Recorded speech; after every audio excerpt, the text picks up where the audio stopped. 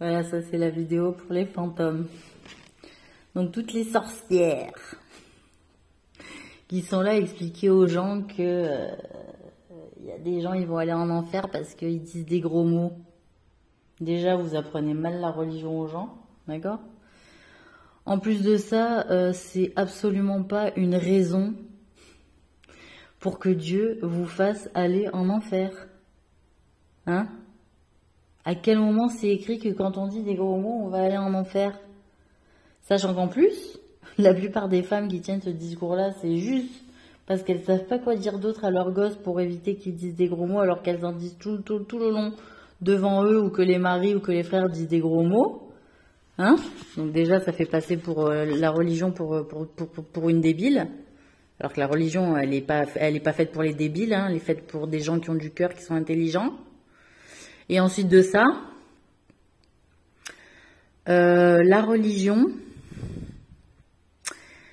ce qui va vous emmener en enfer, mesdames, hein, mesdames les voilées parfaites, avec niqab, avec gants, avec noir, avec tout ce que vous voulez sous votre manteau, c'est la sorcellerie, hein, c'est la médisance, la critique des sœurs, le communautarisme, le fait de se replier sur soi et de se sectariser au lieu de se mélanger entre musulmans, qui que l'on soit, hein, parce qu'il n'a jamais été commandé par le prophète sallallahu alayhi wa sallam de se diviser en tant que musulmans, mais au contraire de s'unifier, puisque Dieu est un. Donc si vous vous amusez à vous diviser sous prétexte que elle met pas le djilbab, je reste pas avec elle, ou elle met pas le voile, je reste pas avec elle, ou ci ou ça, déjà vous êtes loin, je dis bien loin, des enseignements du prophète, sallallahu alayhi wa sallam. Parce que même si vous avez une manière différente de le faire, si vous êtes forte dans votre foi, je ne vois pas comment une personne va vous influencer à pas vous habiller comme bon vous semble. Et que même vous pouvez apporter des conseils de part et d'autre, à vous ouvrir l'esprit, à trouver aussi autre chose que la manière de s'habiller et de paraître dans le quartier.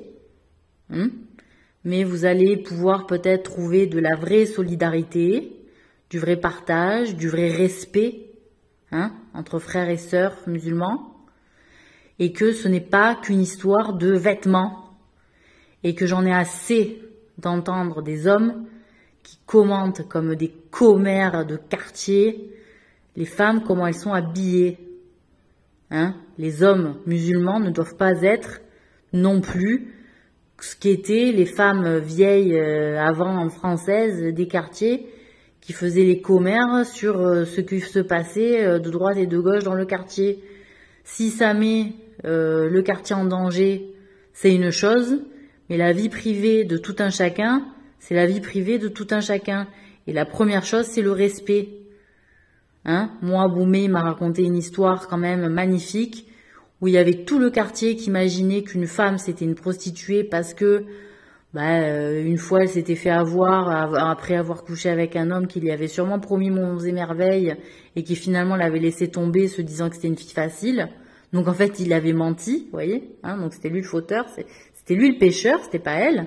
Elle y a fait confiance, elle a cru de bon cœur, elle était nia. Et Dieu préfère la nia que la manipulation et la tricherie pour arriver à coucher avec une femme nia, quand même, hein, faut le dire. Les hommes, là. Les hommes. Et pas les femmelettes. En dernière instance. Et que donc Boumediane, il m'a expliqué une histoire, c'est que un jour, il y a un homme qui vient le voir et qui lui dit « Qu'est-ce que tu penses de cette femme-là? Elle me plaît, j'aimerais l'épouser. » Je sais plus s'il connaissait la réputation de cette femme ou pas, mais Boumediane, il lui a dit « Écoute, Boumediane, il connaissait la réputation de la femme qu'elle avait dans le quartier, mais lui, il la connaissait et il savait qu'elle avait bon cœur et qu'elle avait juste été nia. Et qu'elle n'était pas perverse. Il lui a dit, c'est une bonne femme à marier. Il a dit, vas-y. Eh ben, la femme et l'homme, ils ont été heureux. Hein? Et elle a jamais trompé, ils ont eu des enfants, et nanani, et nanana. Donc tous les hommes, là, sous prétexte qu'ils se font sucer direct, ou qu'ils arrivent à coucher facilement avec la femme, déjà c'est des mœurs occidentales, et les Français, si ça se passe bien sexuellement, ça leur suffit à se mettre en couple et à se faire une famille. Hein. Nous, les Français occidentaux, on peut se faire une pipe le premier soir, ou coucher ensemble le deuxième soir ou la première semaine, et être en couple et se marier et faire des gosses, etc. D'accord? Et on n'est pas traité de pute. Ok?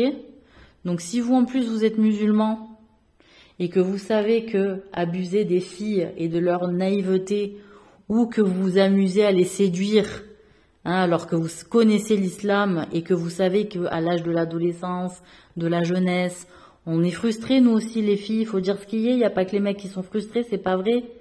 Vous abusez des filles pour pouvoir vous mettre votre coup, excusez-moi, et qu'après vous les trahissez parce qu'elles essaient de dire mais tu vas demander la main à ma mère ou à mon père ou nanani nanana et ça fait des histoires de merde dans le quartier et qu'après ça passe pour une pute et qu'elle se fait monter par tout le quartier parce qu'elle est plus crédible.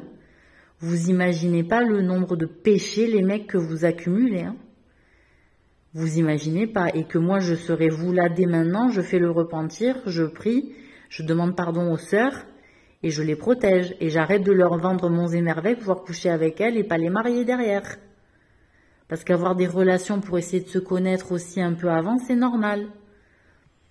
Aussi, vous voyez, parce que le nombre de couples qui le font pas, qui sont pieux, et qui se retrouvent le premier soir du mariage à devoir coucher ensemble, et que c'est le cauchemar, et qu'après ça se passe mal jusqu'à la vie des rats, et qu'en plus la famille les interdise de divorcer, alors que sexuellement ça va pas du tout, il y en a à l'appel hein, chez vous.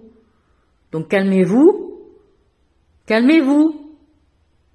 Voilà, et que si les femmes arabes qui font de la sorcellerie à tout va dans leur famille, elles sont pas contentes de ma manière de parler, on va se retrouver devant Dieu. Parce qu'on le sait qui fait de la sorcellerie dans le quartier. Vous inquiétez pas, va. Vous pouvez vous cacher derrière votre tenue voilée. Ça se voit dans vos yeux et sur votre visage. Et j'ai pas peur de vous. J'ai peur que de Dieu, moi. Et j'ai pas fait la sorcellerie sur personne. Vous m'entendez? Je le jure sur Dieu. Personne. Alors ça peut parler et faire les commères dans le quartier pour juger telle ou telle personne, alors que ça fait la sorcellerie sur la voisine, soi-disant que ça vient passer voir le thé tous les jours, et qui fait « Ah, ma chérie, ma pauvre, gnani, gna gna. Je peux pas vous voir, vous non plus. Vous êtes des hypocrites dans votre religion. Et vous emmerdez vos fils, vos filles, et vos maris en dernière instance. C'est pour ça qu'ils viennent plus chez vous, et qu'ils vous touchent plus, pour la plupart. Pas tous d'ailleurs. Bon, enfin bref. Attention à ce que vous faites, les femmes, avec la sorcellerie. Moi, les Arabes, je vous autorise, hein. Les sorcières, pas de quartier, hein. Pas de quartier, hein. Musulmanes ou pas musulmanes, c'est encore pire. C'est triple peine, double peine, quadruple peine. Elles sont au courant que la sorcellerie c'est interdit. Elles le savent. Vous avez l'autorisation, hein. La mienne. Et je le jure devant Dieu, hein. Et les musulmanes, c'est pire que tout, les sorcières, hein. C'est pire.